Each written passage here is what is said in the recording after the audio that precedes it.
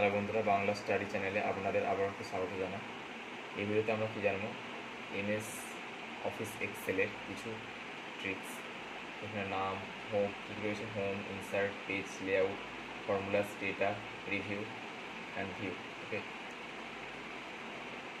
হোমে গেলে কী পাবো, আমরা এইসব টুলসগুলো পাবো, ইনসার্টে এই টুলসগুলো পাবো, পেজ লেআউটে এই টুলসগুলো, formulas, data, review and view. Okay, হোমে গিয়ে কী কাজ করতে পারি, এখানে বিভিন্ন সাইজ ক্যালিব্রি রয়েছে, মেনু বাটন এগুলো রয়েছে, ঠিক আছে। Word, text, general, condition, formatting, format as table, cell set করতে পারি, ইনসার্ট করতে পারি, ডিলিট ফরম্যাট করতে পারি, আমি মার্চও করতে পারি। ফিল্টার রয়েছে, এখানে ফাইন্ড অ্যান্ড সিলেক্ট রয়েছে, অটোসাম রয়েছে। এটা ম্যাথ টাইপের করার জন্য কিছু করতে পারি, এখানে অ্যাথমেটিক করার জন্য সাম করতে পারি যে কোনো নাম্বার সেট। ওকে,